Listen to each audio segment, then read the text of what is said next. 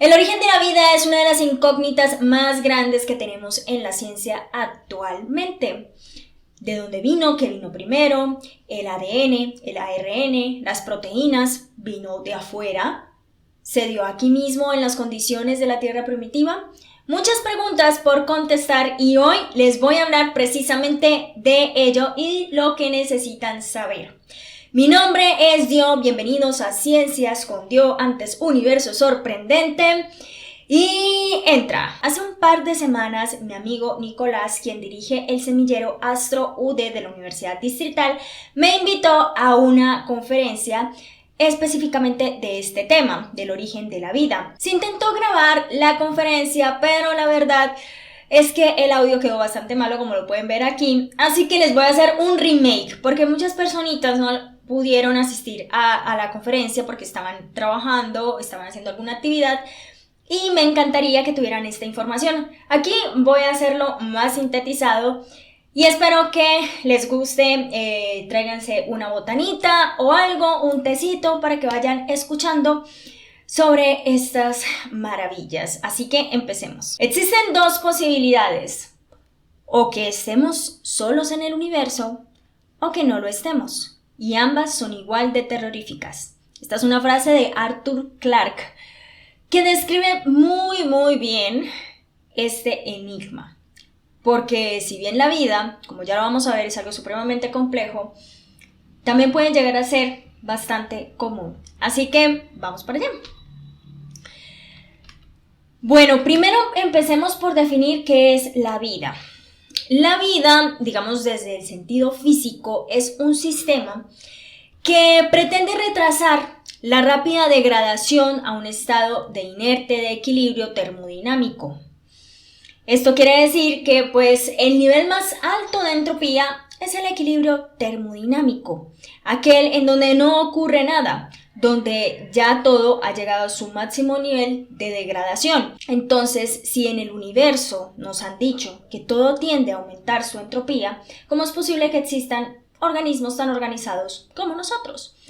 Pues bueno, el motivo es sencillamente la interacción y el intercambio. Si bien somos organismos muy especializados, nuestra misión de cada una de nuestras células es tomar recursos. ¿Energía de quién? ¿De quién tomamos energía indirectamente? Del sol. Tomamos energía ya sea para nuestros procesos, no hacemos fotosíntesis, pero sí que necesitamos pues la energía solar, como por ejemplo para desarrollar pigmentos, para por ejemplo sintetizar vitaminas como la vitamina D, y por supuesto las plantas, que son la base de nuestra cadena alimenticia. Se toma la energía solar y a partir de esa se hacen los diferentes procesos y se devuelve con mayor entropía. Es decir, nuestra existencia hace que la entropía del universo aumente. Así que no se viola el principio. De hecho, estamos aportando a él, estamos aportando a que exista mayor entropía en el universo. Así que, teniendo en cuenta este hecho, pues la vida podría ser casi que algo más común de lo que nosotros pensamos. Lo que necesitamos es conocer los procesos por los cuales ella se pudo haber dado. Entonces, ¿qué es lo que consideramos actualmente vida? Porque también es un término muy debatido. Entonces, ¿qué consideramos algo vivo? Algo que tenga una maquinaria metabólica, que tenga un metabolismo, un intercambio, que tenga actividades por sí mismo, que se autosustente, que se autorregule, que tenga homeostasis, que es este proceso de poderse regular con respecto al medio, que tenga una maquinaria genética, la cual pueda pasarse de generación a generación la información para así de esta manera preservar la especie. Y por último, una membrana selectiva, remitiéndonos a la vida como en su expresión más simple a la célula. En este caso, pues, la procariota, que es la célula más sencilla que conocemos. Entonces, la membrana selectiva es fundamental porque sin ella no podría existir un aislante con el medio. Y pues, a final de cuentas, esto es fundamental para mantener los procesos tanto metabólicos, de intercambio de alimentos, preservación de la información genética y la regulación con el medio. Tener algo que la separe y que la permita hacerse un sistema interno que permita la regulación. Hay tres moléculas fundamentales en el desarrollo de los organismos. Por un lado tenemos el ADN, que es el que lleva la información genética, nosotros lo que somos, cada célula de nuestro cuerpo tiene 2.5 metros de ADN, es una cadena, y ahí en esa cadena está toda la información para formar todo lo que somos y lo que podemos llegar a hacer, los genes que podemos llegar a activar y también los que pasaremos a la siguiente generación. Todo eso enrollado en un núcleo celular muy, muy pequeño. Así que el ADN está bastante enrollado y de eso ya les hice un video que tal vez les dejé por aquí. Por otro lado tenemos el ARN, que es como el traductor de esta información, es quien va a transcribir la información que está condensada en el ADN. O sea, el ADN vendría siendo como si fuera un libro, pero fuera un libro que estuviera escrito en un idioma que la célula no conoce. O sea, si estuviera escrito, qué sé yo, un libro en hebreo.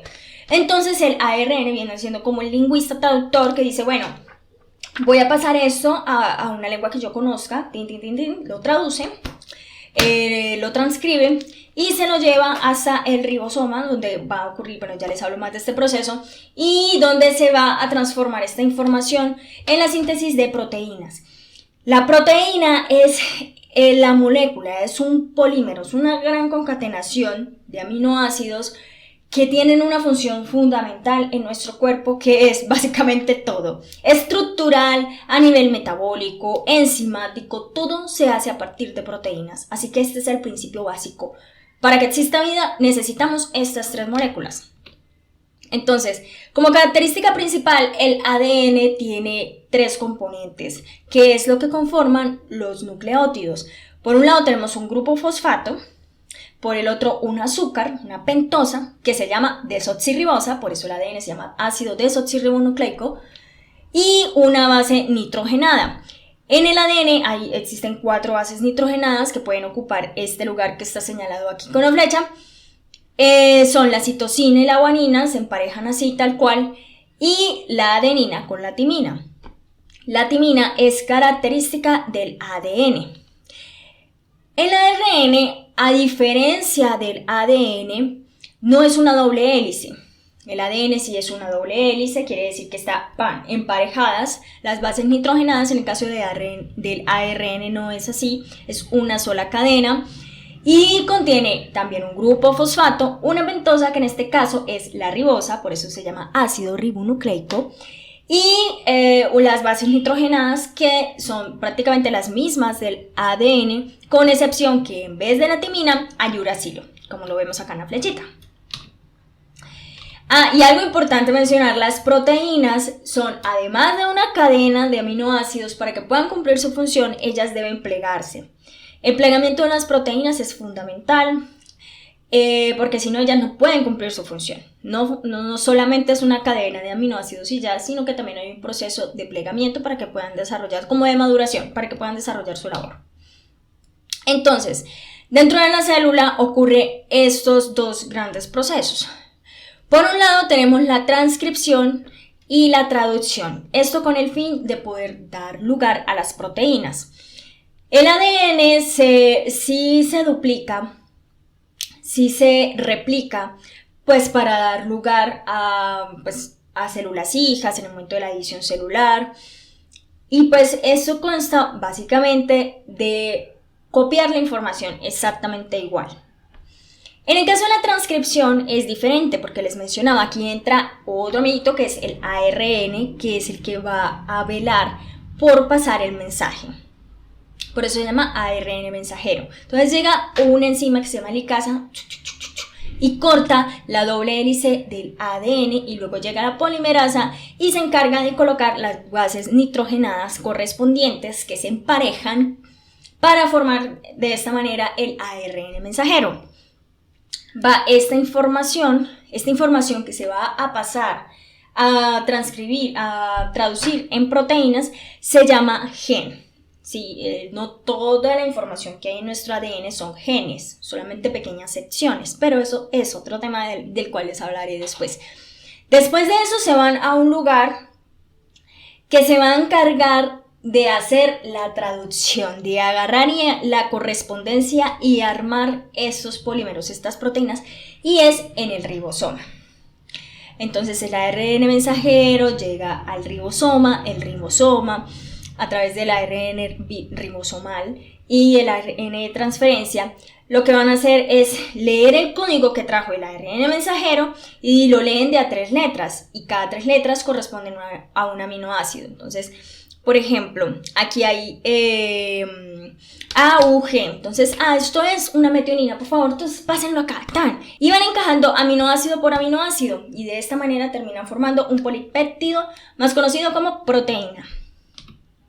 Entonces, teniendo en cuenta esta funcionalidad básica de lo que es la maquinaria celular, ¿qué necesitamos para que haya vida?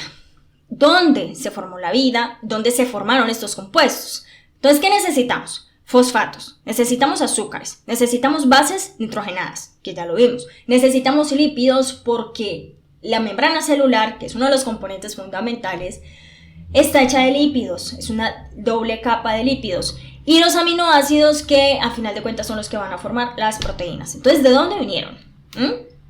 Hay dos planteamientos. Uno que puede ser el exógeno, una fuente exógena, y el otro puede ser una fuente endógena. Una fuente endógena. La exógena quiere decir que pues todos estos compuestos vinieron de afuera. A partir de meteoritos, impactos de meteoritos, básicamente que en el espacio se forman todas estas moléculas o los precursores de estas moléculas, y al llegar a la Tierra pues terminan su catálisis y su formación. Y la endógena es que pues aquí mismo en la Tierra se formaron todas estas moléculas necesarias. Entonces, ¿qué hay en el medio interestelar que nos pueda dar indicios de que estas moléculas se formaron en el espacio? Es decir, en el espacio exterior, que siempre se piensa al inicio como algo totalmente árido. ¿Hay presencia de moléculas orgánicas allí?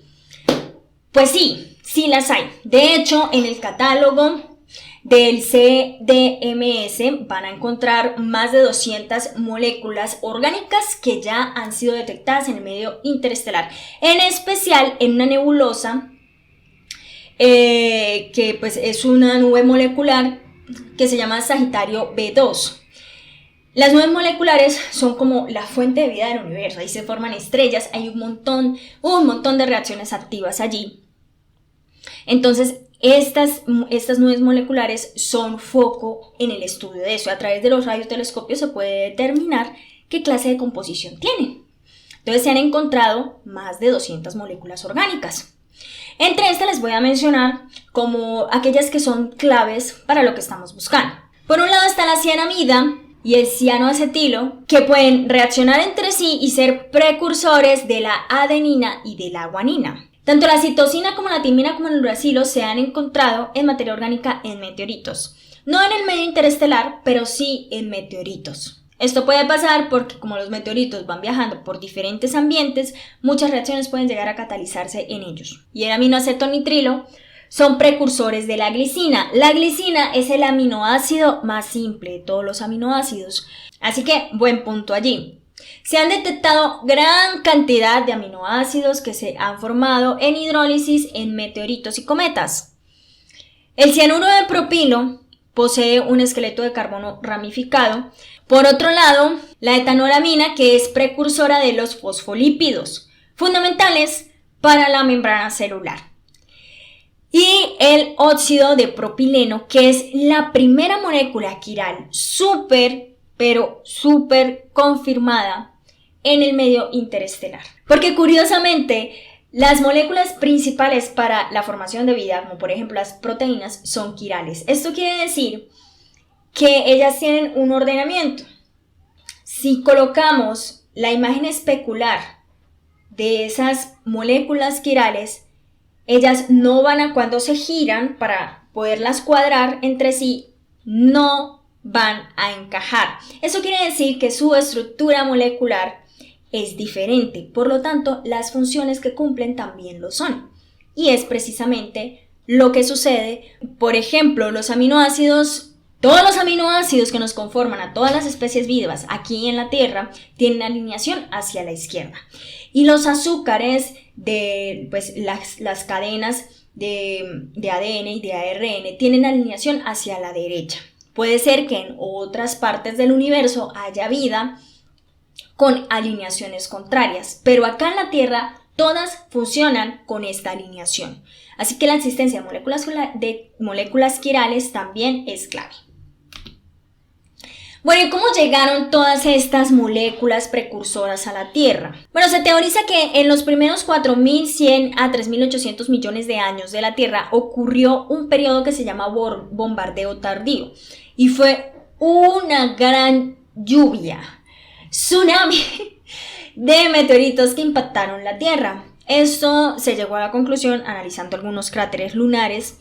Ya sabemos que en el lado oscuro de la Luna hay muchos más cráteres que en el otro, pues que en el lado que nos da siempre la cara. Sí, la Luna siempre nos está dando la misma cara. Y pues la espalda, su lado oscuro, es el que lleva mayor cantidad de impactos. Analizando estos cráteres, se determinaron que hubo una región en el tiempo, una época en la que ocurrió un gran bombardeo. Este gran bombardeo, se habla de que como la Tierra estaba hasta ahora en formación, el sistema solar, todo. Las órbitas todavía no estaban bien establecidas, había todavía mucho caos y pues los planetas gigantes, en especial Saturno y Júpiter, estaban migrando un poco más hacia afuera. Entonces, en esta migración, con la gran cantidad de material que había circundando en un sistema solar naciente, pues eso hizo que se dispararan muchos objetos hacia la Tierra también, bueno, hacia los diferentes planetas exteriores, pero pues en este caso estamos hablando de la Tierra. Así que pudo haber ocurrido durante estos impactos. Se han analizado meteoritos como el meteorito de Murchison, donde se han encontrado gran cantidad de aminoácidos y de moléculas que son fundamentales para conformar la vida. Así que esto es una prueba más. Y muchos meteoritos también han sido claves para investigar precisamente esto. Entonces empiezan a surgir muchas preguntas, como por ejemplo, ¿cómo se formó la vida en la Tierra? Bueno, si llegaron aquí esas moléculas, pero ¿cómo llegaron las moléculas pues a formar vida? ¿En qué parte de la Tierra surgió? ¿Dónde empezó? ¿Toda la Tierra? ¿En una región específica? ¿Qué sucedió? ¿O en diferentes partes ocurrieron diferentes procesos? ¿O quizás la vida llegó aquí por alguna fuente extraterrestre? Un impacto de meteorito que ya trajera, no sé, una molécula de ADN o de ARN ya perfectamente compuesta, replicable. ¿Se originó la vida una sola vez, por accidente, así, espontáneamente, como resultado de la evolución química prebiótica de la Tierra? ¿O esto ocurre pues con bastante frecuencia en el universo? O sea, ¿somos un caso fortuito o es algo común? ¿Qué propiedad de los seres vivos vino primero? ¿La capacidad de reproducirse, de transmitir la información o su actividad metabólica? ¿Qué fue lo que primó? Entonces ahí viene un poco la paradoja del huevo y la gallina. ¿Y fueron los primeros organismos autótrofos o heterótrofos? Pregunta también. Entonces, para contestar a estas preguntas, primero tenemos que ir a lo básico. Entonces, ¿cómo se desarrollaron los componentes? ¿Qué es lo principal que tiene una célula? Ácidos nucleicos, proteínas y moléculas lipídicas. O sea, eso sería lo más básico que podríamos encontrar en una célula primitiva. Y aún más simple, ¿cómo se podrían formar las moléculas necesarias para eso? Por supuesto, los ácidos nucleicos, ADN, ARN, aminoácidos, que son los que van a formar las proteínas, y cómo se formaron estas moléculas lipídicas. Entonces, ¿cómo era la Tierra en ese tiempo? ¿Cómo era la Tierra primitiva? Hace 4.500 a 4.350 millones de años. Entonces, tenía una atmósfera muy rica en una mezcla de metano, amoníaco, hidrógeno y vapor de agua. Y en el océano primitivo había gran dilución de moléculas de carbono, nitrógeno, hidrógeno disueltos, pues en el agüita de nuestros océanos primitivos. Entonces, uno de los experimentos claves para esto fue el experimento de Miller y Urey, del cual ya les he hablado en algún videito, si me siguen por Instagram. Este experimento, aunque ha sido criticado, no, es que él no prueba la existencia de vida, no es que se pruebe un mecanismo a través de este experimento por el cual precisamente la vida haya dado origen a las moléculas, o se hayan dado origen a las moléculas orgánicas precisamente aquí en la Tierra, porque pues en ese momento y con la base de este experimento tratar de igualar las condiciones de la Tierra primitiva, de la cual no estamos todavía muy seguros del 100% de las condiciones, y más en algo que tiene que ver con transformación química, que ya sabemos que la química depende mucho de cantidades y composición exactas. Entonces, como para llegar a una conclusión verídica, pues necesitaríamos conocer con demasiada exactitud esto. Pero, ¿qué es lo que sí prueba el experimento de Miller y Urey? Pues que se pueden formar moléculas orgánicas a partir de sustancias inorgánicas simples. Entonces, este experimento consistía en 2 balones o 2 matraces. En uno, que es el que está en la parte inferior, tenía agua del océano, agüita de océano. En esta agüita de océano había disuelto más hidrógeno, CO2, amoníaco, un poco de metano. Esto se sometía a calor de manera que se evaporara y pudiera ascender por las tuberías que ven allí al otro matraz. En ese matraz se acumularía todo este gas que vendría con la mezcla de todo lo que les acabo de decir. Necesitamos un catalizador externo. En ese tiempo la Tierra estaba siendo altamente bombardeada y había una gran cantidad de actividad calórica allí. Así que para adicionar este catalizador, lo que se hizo fue tomar 2 electrodos y hacer como una especie de relámpagos, rayos que empezaran a reaccionar y a interaccionar con este gas atmosférico que había allí.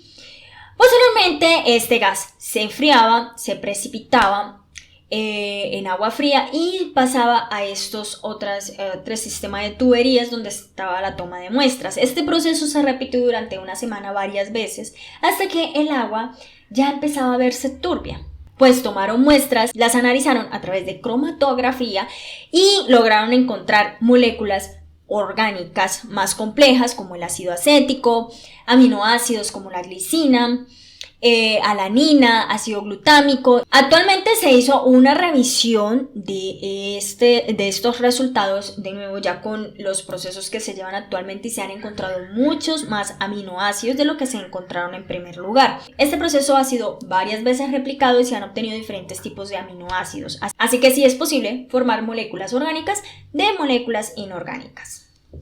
Bueno, el siguiente paso sería la síntesis de lípidos. ¿Cómo se formarían estas membranas celulares? Sin presencia o delimitación de la membrana celular, pues no podríamos hablar precisamente de una célula o del comienzo de una herramienta individualizada del medio en el cual pudieran ocurrir cosas. Se han hecho varios experimentos al respecto. Uno de estos se realizó en 1977, donde se demostró la síntesis del ácido fosfatídico y otros lípidos a partir de medios abióticos, es decir, de medios inorgánicos. Y así es que se han llegado a establecer estas 6 moléculas de lípidos que han llegado a formarse a través de estas reacciones.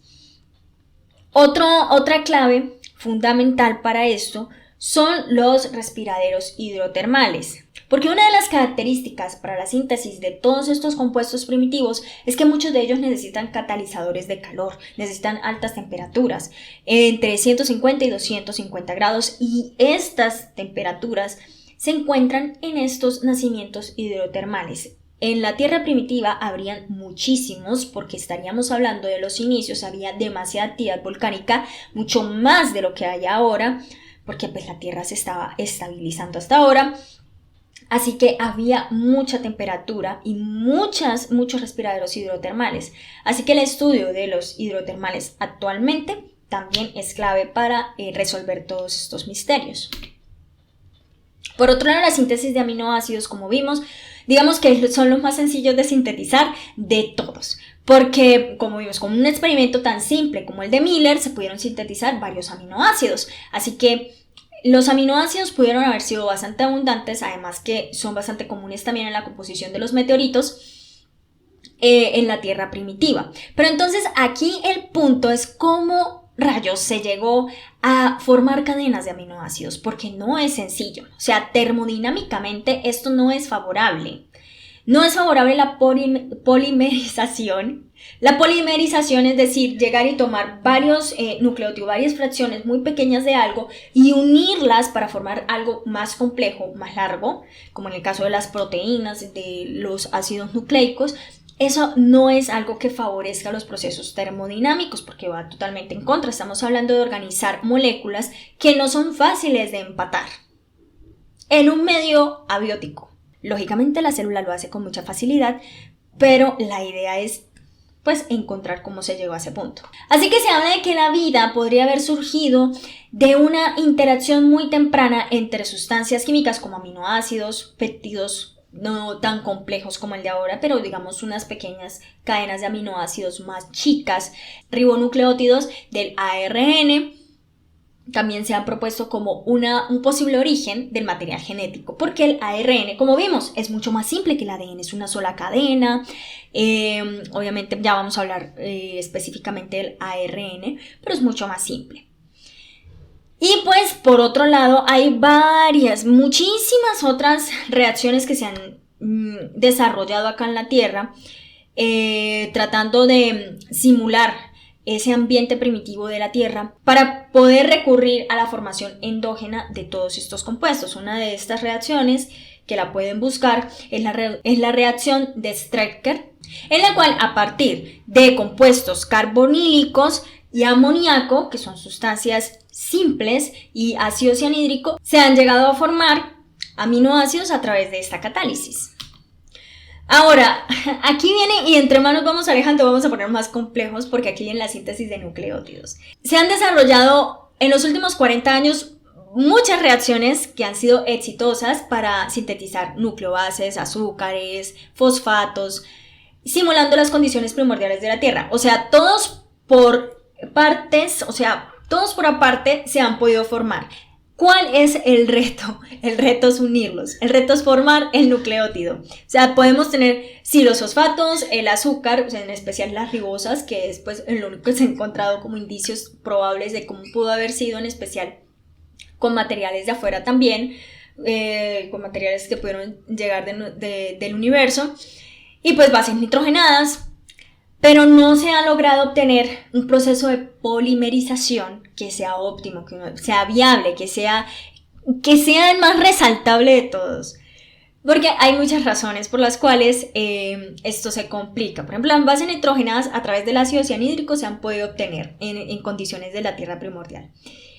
La ribosa se puede generar a través de la polimerización del formaldehído en presencia de otros catalizadores minerales como el hidróxido de calcio, plomo, titanio, en iones, y pues de esta manera, catalizados con ellos, se puede llegar a generar ribosa. Entonces digamos que todo esto pudo haber pasado en la Tierra primitiva, pero como les decía, el problema es cómo se unieron, cómo ocurrió la formación del nucleótido y cómo ocurrió esta concatenación de nucleótidos, o sea, la polimerización, que es complicadísimo.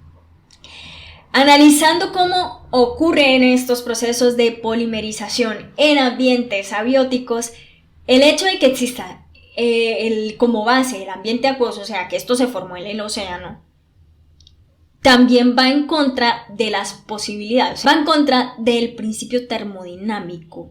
No es favorable, entonces tiene que haber un catalizador para esto, y es la temperatura.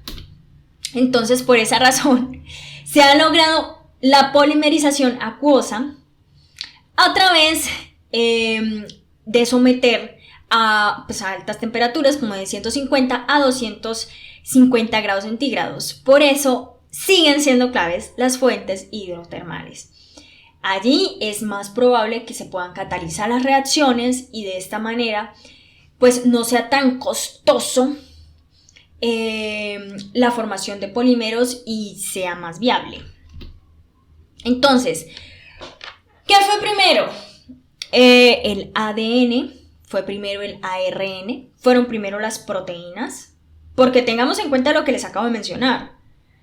Para formar proteínas necesitamos el ADN, necesitamos el intermediario del ARN y de esta manera pues se pueden formar las proteínas. Sin embargo, para poder hacer los procesos de transcripción, replicación, necesitamos enzimas. Y las enzimas son proteínas, así que empieza la paradoja del huevo y de la gallina. Esto se resolvió un poco, bueno, se intenta dar respuesta a través de una hipótesis que se llama la hipótesis del mundo del ARN. Esta, de todas las hipótesis que hay, es la única que tiene un poquito más de soportes, pero todavía está tambaleando, así que el que diga que en química, biología y física ya está todo dicho, no tiene ni idea, y menos en biología. Miren nada más, todas las incógnitas que tenemos, y de todo lo que les he dicho, salen más incógnitas que todavía no se han podido resolver. Entonces, ¿en qué consiste esta hipótesis del mundo del ARN? Pues que antes había un momento en la historia del desarrollo del origen de la vida en el que todo era a partir del ARN. Se pueden formar moléculas de ARN cortas, digamos con todos estos procesos de catalización y temperatura. Ellos pueden hacer las veces tanto de fenotipo como de genotipo, es decir, hacían primitivamente las veces de contenedores de la información genética y al mismo tiempo eran aquellos los que llegaban a expresarse o a expresar la información de las proteínas, que es al final de cuentas lo que va a formar el organismo. Entonces se pretendía que este primer organismo, esta primera célula, esta primer protocélula que existiría sería una burbujita de lípidos, porque ya se han hecho los ensayos y eso sucede, o sea que a partir de estos lípidos que les mencioné anteriormente, colocarlos en un medio acuoso, ellas tienden a formar burbujitas, o sea, como una película. No que toda la burbuja sea lípido, sino una película. Y dentro pues hay más agüita, y esta agüita tendría todos los nutrientes de la célula que este primer ser necesitaría, y también permitiría un intercambio con el medio pues a través de la misma estructura lipídica. Entonces tendríamos como una burbuja y por dentro tendría un fragmento de ARN. Entonces, ¿qué tenemos de base para decir de que esto sucede? O sea, ¿qué nos da el indicio? Sí, primero que todo, el ARN actualmente en las células no solamente cumple la función en la parte de la transcripción y en la traducción, sino que aparte de eso también tiene algunas funciones a nivel de metabolismo, a nivel enzimático, de catalizar ciertas reacciones básicamente, y otras tareas. Digamos, más que todo eso se ve en las bacterias, en los organismos más simples. Por ejemplo, en bacterias hay fragmentos de ARN que se encargan de la regulación del sistema inmune de la misma bacteria. Eso también les hablé en algún momento, por aquí les dejo el videíto. Entonces, ellas también cumplen este tipo de funciones. Por otro lado, hay otros indicios. Y si nos vamos a organismos, a seres más simples que las bacterias, que las procariotas, tenemos los virus. Los virus actualmente no son catalogados como vivos porque ellos no tienen todavía una maquinaria metabólica. Pero sí necesitan y sí tienen una maquinaria que se autorreplica y un material genético que se va a pasar a la siguiente generación, ¿cierto? Una información. Que necesitan infectar a una célula que tenga esa maquinaria para poder replicarse, sí, pero la información la tienen. Entonces, hay muchos virus, en especial bacteriófagos, es decir, aquellos virus que atacan las bacterias, que tienen una característica muy especial. Bueno, primero ya sabemos que existen virus de ARN solamente, que no hay virus con material genético de ADN nomás, sino que también hay virus de ADN y de ARN, como el que nos dio lata estos 2 últimos años, que era de ARN. Y pues muchas personas se preguntaban de por qué muta tanto. Es que el ARN y esa es la razón por la que actualmente estos organismos primitivos, estos primeros seres, no tuvieron como prosperidad evolutiva, porque simplemente el ARN no puede formar cadenas tan largas porque es demasiado inestable. Hay muchas cosas que hacen inestable el ARN. Primero es una sola cadena, y al ser una sola cadena lo hace muy vulnerable a las mutaciones, a que le ocurran cosas. El ADN es una doble hélice y eso le permite tener en cierta manera protección, una protección, aunque también es una molécula como todo y pues tiene sus puntos débiles y también tiene sus errores, pero en el ARN es mucho más frecuente. Entonces por eso, pues si nuestro material genético fuera a base de ARN, pues no podría prosperar esa vida, porque todo el tiempo estarían ocurriendo mutaciones que llevarían a la muerte o a que no se pueda pues continuar la descendencia. Pero al inicio podría funcionar como para estos seres súper primitivos.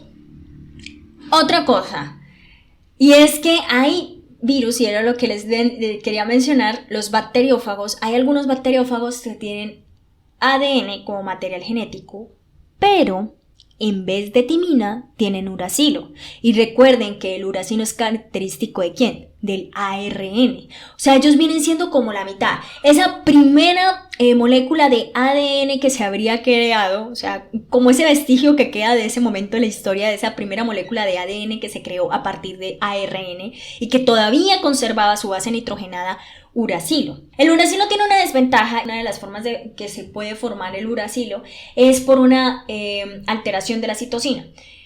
Alteraciones en la citosina, por ejemplo, una desaminación, ¿sí? Que se le arranca un grupo amino y queda convertido en uracilo. Entonces, claro, cualquier situación que girara alrededor en esta interacción química quisiera que la citosina se degradara a uracilo, pues esto formaría automáticamente un problema en la cadena, una mutación, una falla.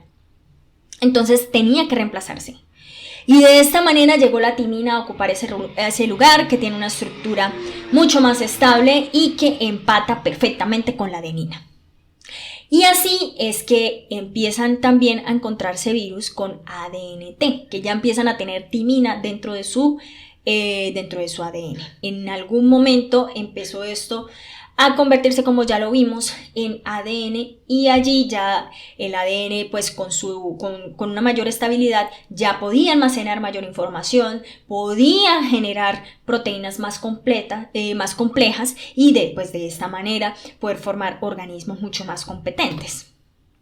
Entonces, ¿qué sabemos ahorita de nuestro pasado? Lo más atrás que hemos ido a nivel biológico, porque lo más atrás que hemos ido ha sido la radiación cósmica de fondo, pero lo más atrás que hemos ido a partir de la parte biológica es llegar a determinar nuestro último antepasado más cercano, que llaman Luca. Luca, ¿cómo se llegó a Luca? Resulta que existe toda una hermosa rama de la biología y de la genética, que es la filogenia, y esta nos permite comparar, porque una de las cosas más increíbles cuando uno se pone a estudiar todo el tema de la vida es que desde esto que soy yo en estos momentos, una Dioselin, y una uva que me coma, una fruta, una manzana, todas, o sea, tanto la manzana como yo tenemos el mismo código genético. Sí, tenemos diferente ADN, pero el código genético son esas 3 letricas que va a leer el ribosoma para poder formar las proteínas. O sea, básicamente nosotros estamos escritos bajo el mismo idioma, bajo el mismo libro. Y el ADN es igual, tiene las mismas bases nitrogenadas y la misma estructura pues a nivel de nucleótido en los 3 componentes. ¿Qué es lo que nos diferencia? Lo que nos diferencia son diversas mutaciones que han ocurrido a lo largo del tiempo, porque cada organismo ha estado sometido a diferentes estímulos, lo que provocó que se transformara de forma diferente. Entonces, por esa razón, la uva, una fruta, una fresa, lo que sea, se ve muy diferente a mí. Pero tenemos esa misma base. Entonces, partiendo de eso, se llega al punto como, bueno, tenemos que tener algo en común muy atrás. Y desde ese organismo tan simple se tuvo que haber derivado todos los organismos que existen. Ese organismo sería Luca. La filogenia lo que hace es hacer comparaciones, por ejemplo, entre seres muy diferentes morfológicamente. ¿Qué común hay en el ADN? Por ejemplo, aunque parezca súper extraño, las aleticas de los peces, por ejemplo. Las aletas de los peces tienen cierta elongación, cierto tamaño, y ese tamaño está determinado por un gen. Ese mismo gen lo tenemos nosotros, pero en nosotros determina la cantidad de dedos que tenemos en las manos y en los pies. Cuando hay una mutación en estos genes, pues en los peces lo que ocurre es que las aletas se vuelven muy grandes o se vuelven muy chiquitas, pues dependiendo de la mutación, como lo que tenía Nemo, que tenía una aleta súper pequeñita, bueno, eso.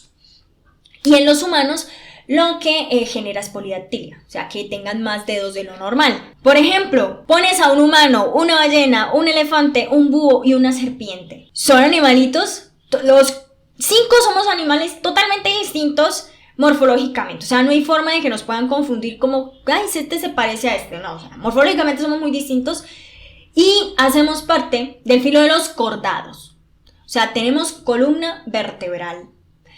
Y esos genes que codifican a estas características básicas son los mismos. Esto lo hace la filogenia, o sea, eso es algo que existe, algo que está. Entonces, con este rastreo, este mapeo, con todos los animalitos y seres vivos, plantas también, todo, bacterias, todo lo que existe actualmente, se hace el mapeo y lo que no existe. Por eso el registro fósil es supremamente importante, porque de él también podemos obtener información. Entonces, a través del registro fósil y a través de los organismos que pues podemos encontrar en el medio actualmente, pues se puede determinar todos estos mapas filogenéticos que vemos. ¿Listo? Bueno, aquí les tengo preparada la línea de tiempo. ¿Cómo terminó de un inicio caótico del universo a terminar seres con patitas saliendo del agua, y pues gracias a ellos estamos aquí de una u otra forma? Entonces, todo empezó hace 13.800 millones de años con el Big Bang, ¿no? La gran explosión. Bueno, no es explosión, de esto también ya les he hablado en otro momento. Síganme en Instagram para que puedan tener acceso a más contenido. Entonces todo inicia aquí. Entonces todo el material del universo empezó a estabilizarse, ocurrió la inflación, universo homogéneo e isótropo. En estas anisotropías que habían, se empezaron a formar cúmulos de materia que formaron al final galaxias y cúmulos de galaxias. Y dentro de una galaxia que se llama Vía Láctea, por allá en una esquina empezó a formarse en un disco protoplanetario una estrella llamada Sol.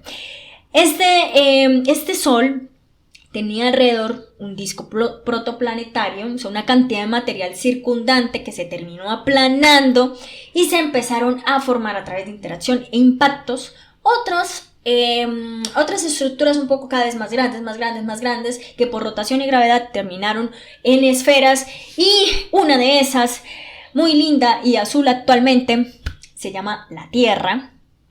Recibió, antes de ser linda y azul, un impacto hace 4.500 millones de años, que se llama el Gran Impacto, de un gran cuerpo que pues llaman Tea, y que impactaría, y a partir de esta colisión se formaría nuestra querida y amada Luna. Ya hace 4.500 a 4.300 millones de años empezaría la biogénesis.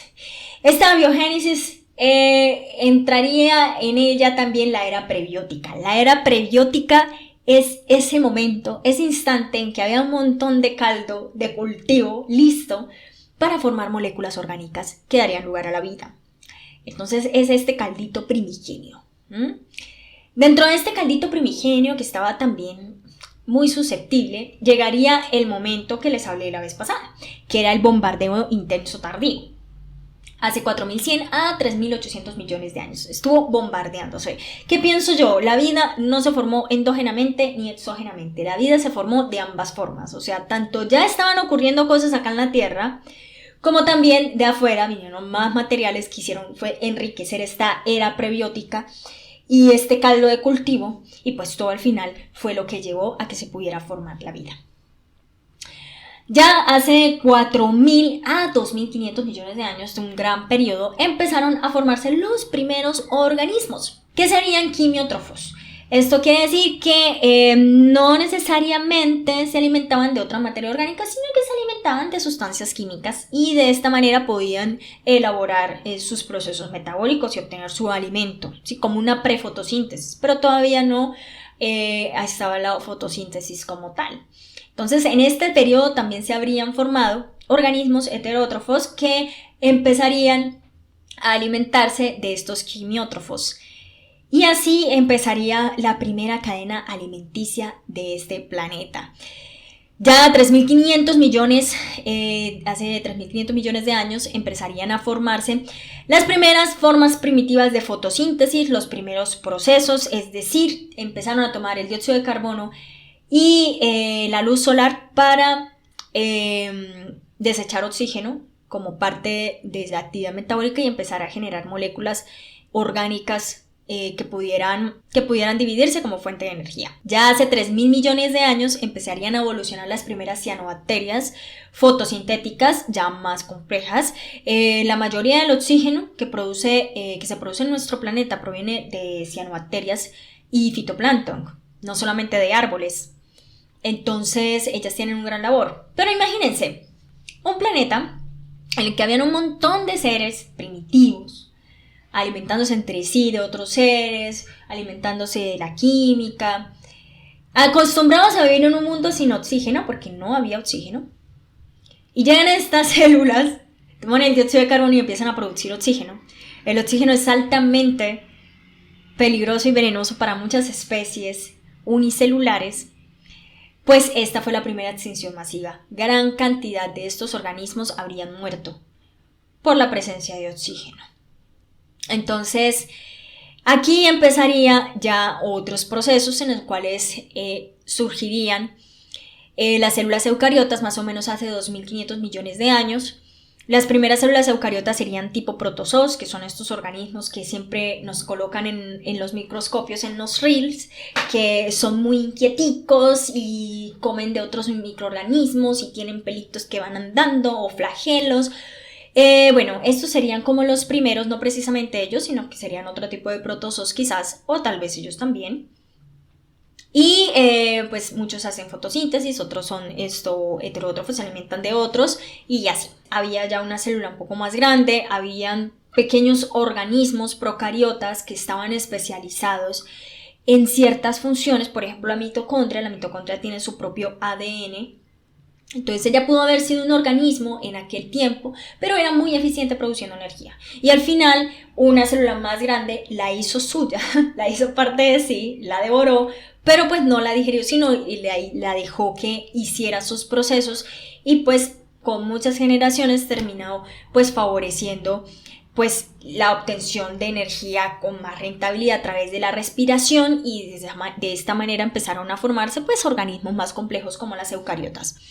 Ya hace 2100 millones de años empezaría ya la vida pluricelular, a agruparse de a 4, de a 8 células y a final de cuentas empezaron a especializarse estas células para hacer diferentes funciones y de esta manera empezarían a formarse organismos más complejos con más especializaciones. Hace 1200 millones de años empezaría la evolución principal, que fue la reproducción sexual. La reproducción sexual, o sea, el hecho de que dos gametos se unieran de seres de la misma especie, esto lo que hace es que cause diversidad genética. Esto favorece muchísimo, muchísimo a la vida, a que se pueda diversificar la vida y que se pueda hacer también sostenible a lo largo del tiempo porque se evitan las mismas mutaciones, se evita que haya siempre el mismo material y que al final termine en algún tipo de degradación o degeneración. Ya hace 580 a 542 millones de años empiezan los primeros organismos pluricelulares grandes, complejos, acuáticos, ya con estructuras de protección, corazas, un sistema de digestión mucho más complejo. Y ya hace 541 millones de años aparecerían las primeras plantas en tierra firme. Y ya hace 530 millones de años se han encontrado las primeras huellitas de animales en la Tierra. Hay alguien que está inmerso en todo esto, que no he hablado de ello, pero es fundamental cuando se trata de la búsqueda de vida en otros planetas y es fundamental para la vida aquí, y es el agua. El agua tiene algo especial, o sea, no es cualquier molécula, ¿sí? El agua es un átomo de oxígeno y 2 de hidrógeno. Pero tiene una peculiaridad, que los átomos de hidrógeno están haciendo un ángulo entre sí de 104.5 grados.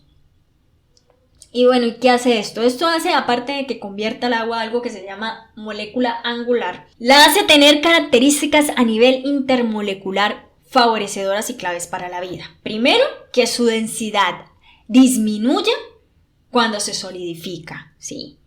Y que a los 4 grados sea más densa. Eso permite que debajo del hielo exista agua líquida.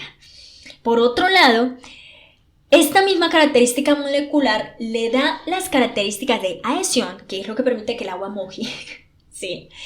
Y la tensión superficial del agua. Estas dos forman una propiedad fundamental que se llama capilaridad. Gracias a la capilaridad ocurre el transporte capilar, es decir, por tubos finos, permite que el agua pueda subir sin mayor esfuerzo, venciendo la gravedad. Y esto, señoras y señores, es fundamental para el transporte de líquidos dentro de las plantas, y las plantas son fundamentales para nuestra existencia. Entonces, gracias a esto es que puede llegar agua hasta la punta del árbol más grande, venciendo la gravedad. Si fuera otro líquido, no pudiera hacer esto porque la gravedad no lo permitiría. Tiene una alta capacidad calorífica, lo que favorece la regulación del clima. Por eso nos enseñan el ciclo de agua en el colegio.